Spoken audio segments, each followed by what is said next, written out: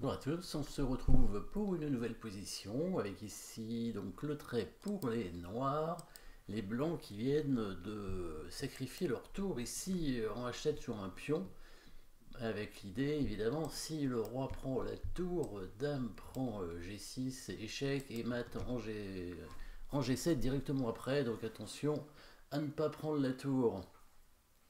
Petit piège de la part des blancs.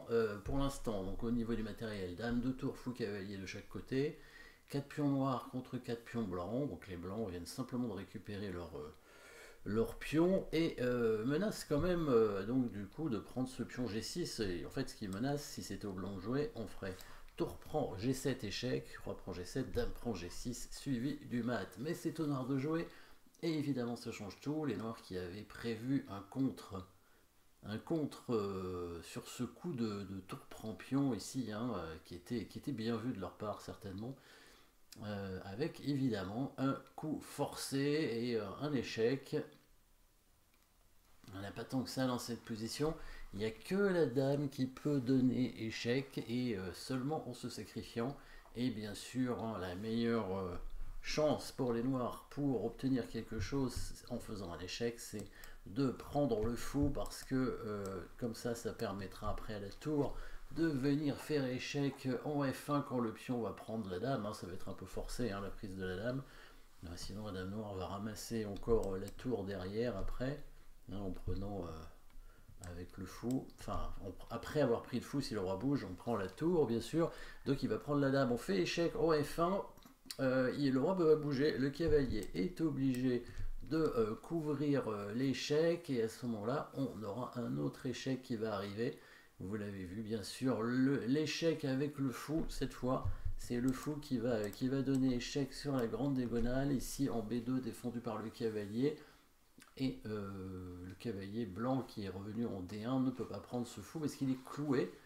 Donc il reste plus que le roi qui bouge, hein, ici évidemment en B1. Et dans ces cas-là, vous avez certainement vu la fourchette du cavalier qui arrive, avec ensuite la prise de la dame. Cavalier échec, il va prendre le fou. On va prendre la dame avec la tour, toujours sur échec. Et à la fin, on va ramasser la tour et on aura quoi en plus? Eh ben une qualité, c'est tout, mais c'est déjà pas mal. Dame prend fou, échec. Pion prend dame, tour F1, échec. Le cavalier est obligé de couvrir. On prend ce pion. Le cavalier ne peut pas prendre, bien sûr. Il est cloué. Si c'est la dame qui prend, on prend la dame sur échec à la découverte. Et après, on récupère cette tour qui est toujours en prise à la fin. Et oui. Et sur roi B1, même chose. Cavalier échec. Roi prend fou forcé. Tour prend dame échec. Il va prendre le cavalier. Et nous, on va prendre la tour ici, bien entendu. On a une qualité d'avance et on va certainement récupérer encore au moins un pion. Déjà, le cavalier blanc n'a pas beaucoup de cases, hein. Ici, il est obligé d'aller en B2.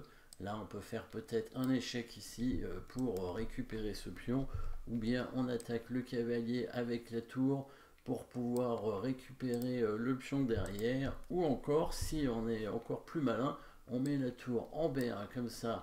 On va essayer d'enfermer le cavalier puisque s'il vient en D3, il y aura cet échec qui vienne le cavalier. Et s'il vient en A4, on va simplement l'attaquer avec le pion.